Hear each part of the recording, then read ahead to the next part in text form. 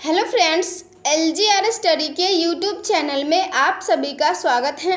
दोस्तों, इस video series में हम आप लोगों को 12th बोर्ड एग्जाम के बेहतर तैयारी के लिए समाज शास्त्र के 500 अति महत्वपूर्ण ऑब्जेक्टिव प्रश्न का तैयारी करवाने वाले हैं। और अगर आप इस सीरीज के सभी प्रश्न का तैयारी कर लेते हैं तो मैं आपको 100% गारंटी देती हूँ कि एग्ज़ाम में आपका एक भी प्रश्न नहीं छूटेगा। तो मैं आशा करती हूँ कि आप लोग इस सभी प्रश्न का तैयारी जरूर करेंगे। और आप लोग को बता दें कि यह इस वीडियो सीरीज का 12 नंबर वीडियो है। इससे पहले हम 11 वीडियो अपलोड कर चुके हैं। अगर आप नहीं देखे हैं तो आप इस चैनल के प्ले लिस्ट में जाकर देख सकते हैं। तो चलिए शुरू करते हैं आज का वीडियो। और दोस्तों, आप लोग को बता दें कि जितने भी लोग LGR स्टडी ऐप डाउनलोड नहीं किए हैं तो ज़रूर डाउनलोड कर लीजिए और टेलीग्राम भी ज्वाइन कर लीजिए। तो चलिए शुरू करते हैं आज का पहला महत्वपूर्ण प्रश्न। आज का पहला प्रश्न है, भारत के किस राज्य में एड्स के पहले रोगी की सूचना मिली? बिहार, तमिलनाडु, केरल या हरियाणा? दोस्तों, आप लोग को बता दें यहाँ पे जो सही आंसर होगा बी आपका बिल्कुल ही सही आंसर होगा, क्योंकि भारत के तमिलनाडु राज्य में एड्स के पहले रोगी की सूचना मिली।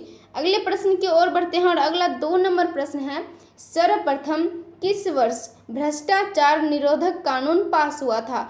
इस प्रश्न के द्वारा पूछा जा रहा है कि सर्वप्रथम किस वर्ष भ्रष्टाचार निरोधक कानून पास हुआ था?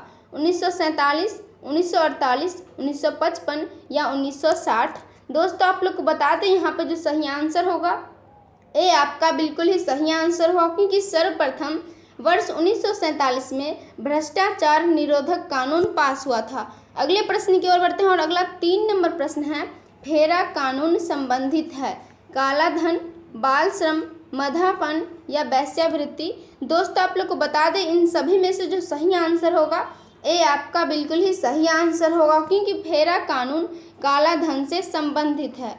अगले प्रश्न की ओर बढ़ते हैं और अगला 4 नंबर प्रश्न है, भारत में निम्न में से कौन कारक राष्ट्रीय एकता में बाधक हैं? इस प्रश्न के द्वारा पूछा जा रहा है कि भारत में निम्न में से कौन कारक राष्ट्रीय एकता में बाधक हैं? जातीयता, क्षेत्रवाद या धर्माधनानता या उपयुक्त सभी? दोस्तों, आप लोग को बता दें इन सभी में से जो सही आंसर होगा डी आपका बिल्कुल ही सही आंसर होगा, क्योंकि भारत में उपयुक्त सभी कारक राष्ट्रीय एकता में बाधक हैं। अगले महत्वपूर्ण प्रश्न की ओर बढ़ते हैं और अगला 5 नंबर प्रश्न है, बिहार में बेरोजगारी भत्ता के रूप में बेरोजगारों को कितने राशि दी जाती है? इस प्रश्न के द्वारा पूछा जा रहा है कि बिहार में बेरोजगारी भत्ता के रूप में बेरोजगारों को कितने राशि दी जाती है? 1000, 5000, 3000 या 4000? दोस्तों, आप लोग को बता दें इन सभी में से जो सही आंसर होगा ए आपका बिल्कुल ही सही आंसर होगा, क्योंकि बिहार में बेरोजगारी भत्ता के रूप में बेरोजगारों को 1000 की राशि दी जाती है। अगले प्रश्न की ओर बढ़ते हैं और अगला 6 नंबर प्रश्न है, भारत के लिए खतरनाक है सांप्रदायिकता, क्षेत्रीयता, जातीयता या सभी? दोस्तों, आप लोग को बता दें यहाँ पर जो सही आंसर होगा डी आपका बिल्कुल ही सही आंसर होगा, क्योंकि इनमें से सभी भारत के लिए खतरनाक है। अगले प्रश्न की ओर बढ़ते हैं और अगला 7 नंबर प्रश्न है, बिहार में जातीय तनाव का कारण है? इस प्रश्न के द्वारा पूछा जा रहा है कि बिहार में जातीय तनाव का क्या कारण है? जमीन, फैशन, शिक्षा या इनमें से कोई नहीं? दोस्तों, आप लोग को बता दें इन सभी में से जो सही आंसर होगा जी आपका बिल्कुल ही सही आंसर होगा, क्योंकि बिहार में जातीय तनाव का कारण इनमें से कोई नहीं है। अगले प्रश्न की ओर बढ़ते हैं और अगला 8 नंबर प्रश्न है, निम्नलिखित में से कौन सी एक दशा क्षेत्रवाद का कारण है? इस प्रश्न के द्वारा पूछा जा रहा है कि निम्नलिखित में से कौन सी एक दशा क्षेत्रवाद का कारण है? नेताओं द्वारा भ्रामक प्रचार, भाषाओं की विभिन्नता, राजनीतिक स्थिरता या क्षेत्रीय पृथक्करण? दोस्तों, आप लोग को बता दें इन सभी में से जो सही आंसर होगा ए आपका बिल्कुल ही सही आंसर होगा, क्योंकि नेताओं द्वारा भ्रामक प्रचार यह दशा क्षेत्रवाद का कारण है। अगले प्रश्न की ओर बढ़ते हैं और अगला 9 नंबर प्रश्न है, निम्नलिखित में से कौन राष्ट्रीय एकीकरण में बाधक है? इस प्रश्न के द्वारा पूछा जा रहा है कि निम्नलिखित में से कौन राष्ट्रीय एकीकरण में बाधक है? सांप्रदायिकता, धर्मनिरपेक्षता, सांस्कृतिकरण या शिक्षा? दोस्तों, आप लोग को बता दें इन सभी में से जो सही आंसर होगा ए आपका बिल्कुल ही सही आंसर होगा, क्योंकि सांप्रदायिकता राष्ट्रीय एकीकरण में बाधक है। अगले महत्वपूर्ण प्रश्न की ओर बढ़ते हैं और अगला 10 नंबर प्रश्न है, प्रजातंत्र की विशेषता है। इस प्रश्न के द्वारा पूछा जा रहा है कि प्रजातंत्र की क्या विशेषता है। कानून की दृष्टि में समानता, सार्वभौमिक मताधिकार, प्रेस की स्वतंत्रता या इनमें से सभी। दोस्तों आप लोग को बता दें, इन सभी में से जो सही आंसर होगा डी आपका बिल्कुल ही सही आंसर होगा, क्योंकि इनमें से सभी प्रजातंत्र की विशेषता है।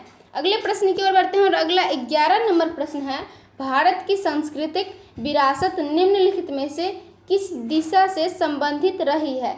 इस प्रश्न के द्वारा पूछा जा रहा है कि भारत की संस्कृति विरासत निम्नलिखित में से किस दिशा से संबंधित रही है। वैदिक कालीन चिंतन, राष्ट्रवाद, समन्वित संस्कृति या भौतिक संस्कृति। दोस्तों आप लोग को बता दें, इन सभी में से जो सही आंसर होगा सी आपका बिल्कुल ही सही आंसर होगा, क्योंकि भारत की सांस्कृतिक विरासत समन्वित संस्कृति दिशा से संबंधित रही है। अगले प्रश्न की ओर बढ़ते हैं और अगला 12 नंबर प्रश्न है, स्वतंत्र व्यापार की नीति किस दशा से संबंधित है। इस प्रश्न के द्वारा पूछा जा रहा है कि स्वतंत्र व्यापार की नीति किस दशा से संबंधित है। उदारीकरण, बहुराष्ट्रवाद, पश्चिमीकरण या विवेकीकरण। दोस्तों आप लोग को बता दें, यहाँ पे जो सही आंसर होगा ए आपका बिल्कुल ही सही आंसर होगा, क्योंकि स्वतंत्र व्यापार की नीति उदारीकरण की दशा से संबंधित है। अगले प्रश्न की ओर बढ़ते हैं और अगला 13 नंबर प्रश्न है, भारत के संविधान के किस अनुच्छेद के द्वारा जाति के आधार पर सभी तरह के भेदभाव को समाप्त कर दिया गया है। इस प्रश्न के द्वारा पूछा जा रहा है कि भारत के संविधान के किस अनुच्छेद के द्वारा जाति के आधार पर सभी तरह के भेदभावों को समाप्त कर दिया गया है। अनुच्छेद 15, अनुच्छेद 16, अनुच्छेद 18 या अनुच्छेद 25। दोस्तों आप लोग को बता दें, इन सभी में से जो सही आंसर होगा ए आपका बिल्कुल ही सही आंसर होगा, क्योंकि भारत के संविधान के अनुच्छेद 15 के द्वारा जाति के आधार पर सभी तरह के भेदभावों को समाप्त कर दिया गया है। अगले प्रश्न की ओर बढ़ते हैं और अगला 14 नंबर प्रश्न है, भारत में भाषा के आधार पर राज्यों का पुनर्गठन किस वर्ष किया गया।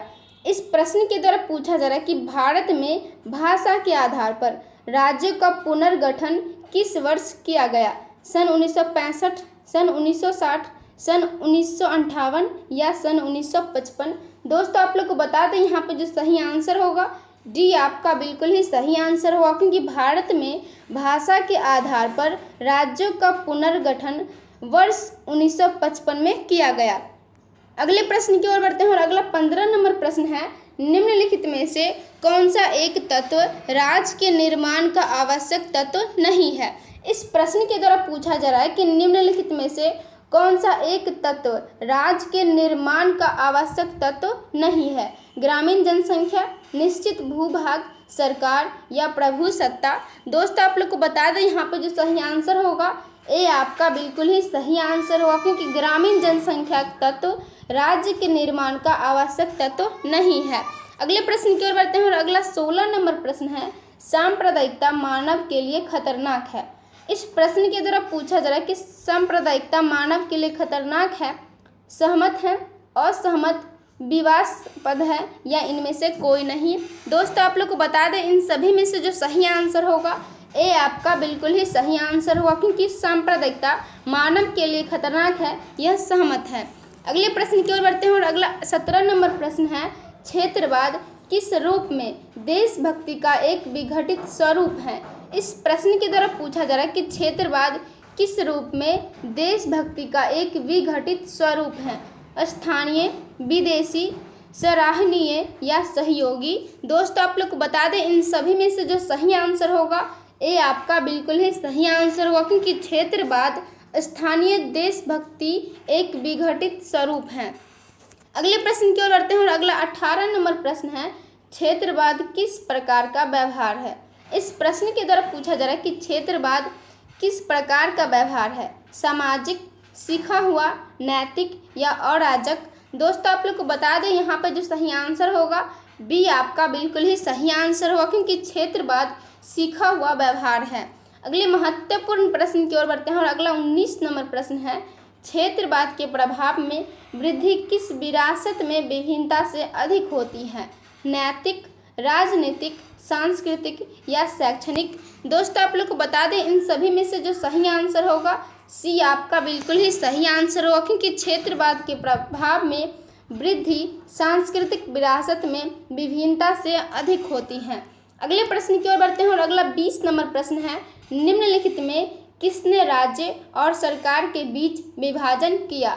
इस प्रश्न के द्वारा पूछा जा रहा है कि निम्नलिखित में किसने राज्य और सरकार के बीच विभाजित किया, मूरे, मार्क्स, लेनिन या लॉक। दोस्तों आप लोग को बता दें यहाँ पर जो सही आंसर होगा डी आपका बिल्कुल ही सही आंसर होगा, क्योंकि लॉक ने राज्य और सरकार के बीच विभाजन किया। अगले प्रश्न की ओर बढ़ते हैं और अगला 21 नंबर प्रश्न है, सूचना का अधिकार अधिनियम कब से लागू हुआ। इस प्रश्न के द्वारा पूछा जा रहा है कि सूचना का अधिकार अधिनियम कब से लागू हुआ। दोस्तों आप लोग को बता दें यहाँ पर जो सही आंसर होगा डी आपका बिल्कुल ही सही आंसर होगा, क्योंकि सूचना का अधिकार अधिनियम 15 अक्टूबर 2002 ईस्वी से लागू हुआ। अगले महत्वपूर्ण प्रश्न की ओर बढ़ते हैं और अगला 22 नंबर प्रश्न है, the myth of the welfare state नामक पुस्तक के लेखक हैं। दोस्तों आप लोग को बता दें यहाँ पर जो सही आंसर होगा ए आपका बिल्कुल ही सही आंसर हुआ, क्योंकि the myth of the welfare state नामक पुस्तक के लेखक H.D. लॉक्सी हैं। अगले प्रश्न की ओर बढ़ते हैं और अगला 23 नंबर प्रश्न है, पितृसत्ता में परंपरा और व्यवहार के नियमों द्वारा। इस प्रश्न के द्वारा पूछा जा रहा है कि पितृसत्ता में परंपरा और व्यवहार के नियमों द्वारा स्त्रियों की शक्ति अधिक होती है, पुरुषों की शक्ति अधिक होती है, या स्त्री और पुरुषों की शक्ति समान होती है, या इनमें से कोई नहीं। दोस्तों आप लोग को बता दें इन सभी में से जो सही आंसर होगा बी आपका बिल्कुल ही सही आंसर होगा, क्योंकि पितृसत्ता में परंपरा और व्यवहार के नियमों द्वारा पुरुषों की शक्ति अधिक होती है। अगले प्रश्न की ओर बढ़ते हैं और अगला 24 नंबर प्रश्न है, किसने कहा है पितृसत्ता पुरुषों की सत्ता का संस्थाकरण है।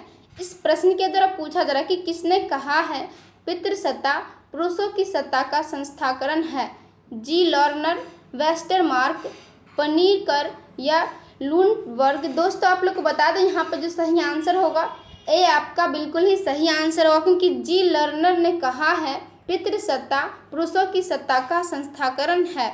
अगले महत्वपूर्ण प्रश्न की ओर बढ़ते हैं और अगला 25 नंबर प्रश्न है, राज्य के निर्माण में इनमें से कौन सा सर्वप्रथम तत्व है। इस प्रश्न के द्वारा पूछा जा रहा है कि राज्य के निर्माण में इनमें से कौन सा तत्व सर्वप्रथम है, जनसंख्या, निश्चित भूभाग, सरकार या उपयुक्त सभी। दोस्तों आप लोग को बता दें इन सभी में से जो सही आंसर होगा डी आपका बिल्कुल ही सही आंसर होगा, क्योंकि राज्य के निर्माण में उपयुक्त सभी सर्वप्रथम तत्व हैं। तो दोस्तों आज के लिए इतना ही रखते हैं। आज का वीडियो कैसा लगा कमेंट के माध्यम से ज़रूर बताइए, और जितने भी लोग LGR स्टडी ऐप डाउनलोड नहीं किए हैं तो ज़रूर डाउनलोड कर लीजिए, क्योंकि इस ऐप में आपको सभी विषय का VVI ऑब्जेक्टिव क्वेश्चन का PDF, VVI सब्जेक्टिव क्वेश्चन का PDF, quick revision notes, model paper का PDF, क्लास नोट एवं ऑनलाइन टेस्ट की भी सुविधा है। तो मिलेंगे अगले वीडियो में, तब तक अपना ख्याल रखिए और LGR स्टडी देखते रहिए।